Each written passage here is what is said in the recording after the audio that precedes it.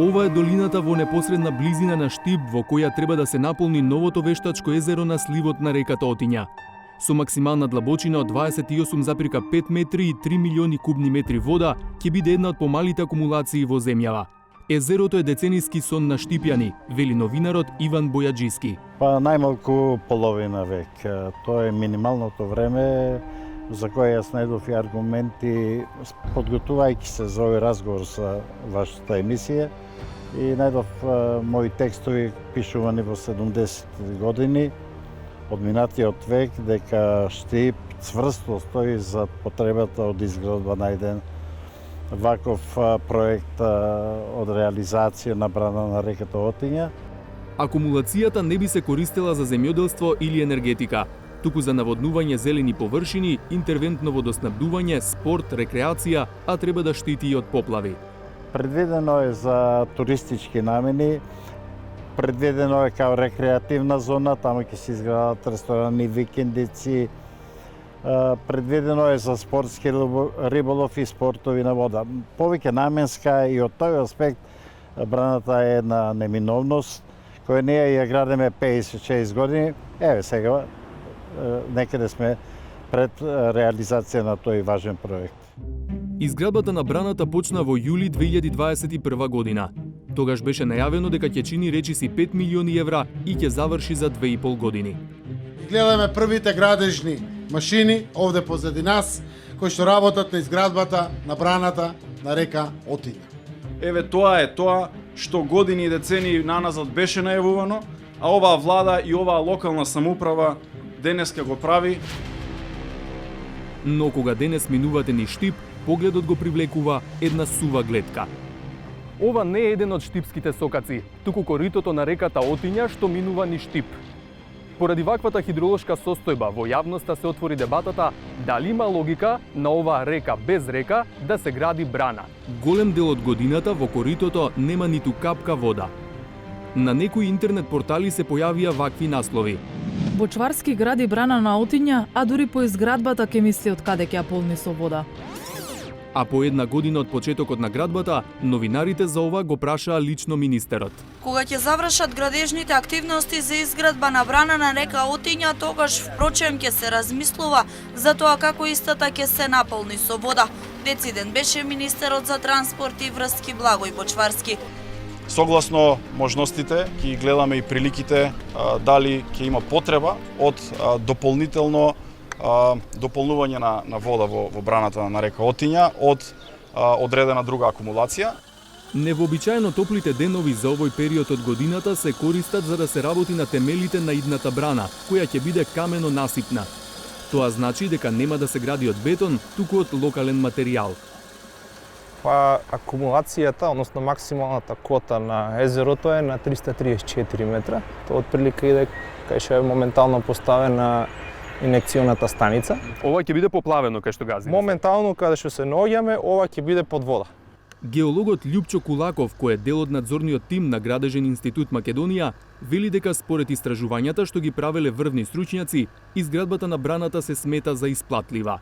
Станува збор за една река која што има доста променлив карактер, односно променлив проток и бујчен карактер.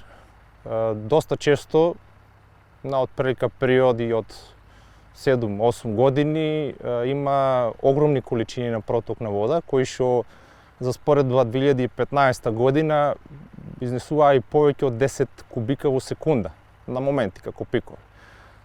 Така да оваа количина на вода, за пример, за со неколку дена доколку тече, може да се наполни целата брана. Меѓутоа зависи од хидроложката состојба, односно самите врнежи, од дожд, а пред се од снег. Професорот на катедрата за хидротехнички објекти на Градежниот факултет во Скопје, Љупчо Петковски, кој учествувал во изработката на проектот за браната, вели дека тој бил комплетиран уште во 2003 година. Подоцна со развојот на науката и технологијата е ревидиран. Ако е дното негде 303,5, 334 е максималното работно ниво во акумулацијата. Значи приближно 30, 29,5 метри е максималниот воден стоп. Тој вели дека уште кога е правен идејниот проект во 2001 година, имале податоци од хидроложката анализа. Добиен е податок дека средното протекување е негде 0,17 метри кубни во секунд. Значи, некојаш може да има некој подолг сушен период и да не истекува ништо на рекичката Отиња. Веројатно, вие баш во таков момент сте ја сликале. Меѓутоа, зборувам за средно годишно протекување. Ако корисниот простор на акумулацијата е 3 милиони, има голема веројатност таа акумулација да биде во поголем број од годините полна до кота на нормално ниво. И тоа е и главната причина зашто градиме овој хидросистем. Во управата за хидрометеоролошки работи нема записи за хидролошки мониторинг на Штипска Отиња. Сепак, хидрологот Васко Стојов на поинаков начин успева да добие податоци за протокот на вода. Во непосредна близина се наоѓа хидролошката станица Штип на река Брегалница и при вршење на хидрометриски мерења на оваа станица, во непосредна близина на Отиња секогаш било забележувано дека низ Отиња течат мали количини на вода. Со пресметки е добиено дека отприлика низ Отиња течат некаде околу 150 литри во секунда. Иако во летниот период реката пресушува, Стојов вели дека просечниот годишен проток од 150 литри во секунда е доволен гарант за одржување на нивото на акумулацијата. Идното езеро се очекува да ја измени и микроклимата во Штип.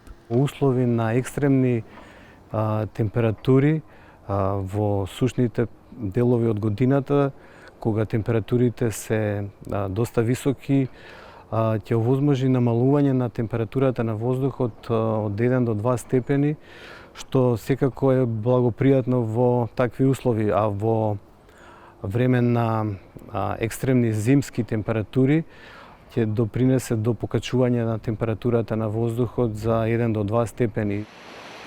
Покрај пепел суво корито, штипјани ги паметат и овие слики кога во февруари 2013 година имаше поплави. Отиња надојде до ниво да се излее, а Брегалница која минува покрај Штип поплави повеќе предели. Овде беше реката догоре, само што не прели на улиците. Го сруши овој, не го сруши, но беше во опасност овој мост да се сруши. А го поплави Ново село. Тоа е на крајот од Отиња долу. Кај што Отиња се влива во Брегалница. Ако хидролошката анализа е поволна и вештачкото езеро е толку посакувано, зошто половина век е само идеја? Ние, во овој проект, во оваа лажна мисија за изградба на брана, ќе помогнеме со десетина кофи вода, а воедно апелираме и останатите граѓани да го направат истото.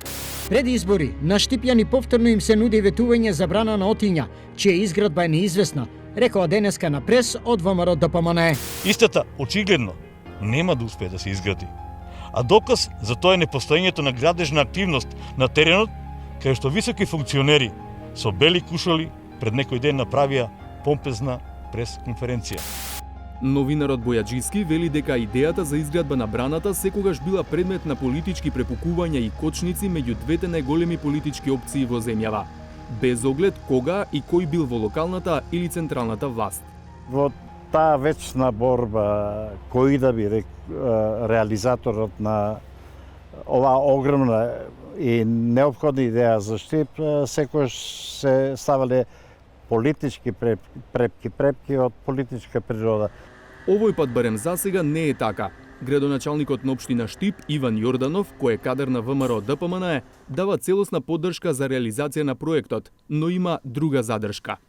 Клиничката болница во Штип остана еден нереализиран проект, таа е од суштинско значење за градот и од тој аспект, повлечено од минатото, сум малку скептичен во тоа дали во целост ќе се реализира овој проект кој што дефинитивно доколку го виде светлото на денот ќе генерира развој на градот и се што се прави е добро. Со министерот за транспорт и врски Благој Бочварски и самиот штипјанец го посетивме градилиштето на идната брана. Тој не го крие задоволството поради реализацијата на проектот. За дебатата околу поволноста или неповолноста на хидролошката состојба се повика на експертите. Дали ќе се доведеме до ситуација да се дадат многу државни пари за да се изгради брана која што потоа ќе не може да се наполни како акумулација? Согласно студиите, таква работа не е наведено и согласно проектите, така што и ќе повторам дека Јас можам да се потпрам на она кое што го зборуваат и кое што го изработиле стручните лица, а не на паушални дискусии кои што секој може да ги наведе во јавноста. Штипјани сметаат дека конечно се создадени сите предуслови за остварување на нивниот сон. Министерот и премиерот Заев во јули месец лани свечено го најавија почетокот на работите, рекоа за 30 месеци ќе биде. Јас не верувам за 30, но нека биде за 50 месеци. Ние ја чекаме 50 години, можеме и 50 месеци да чекаме.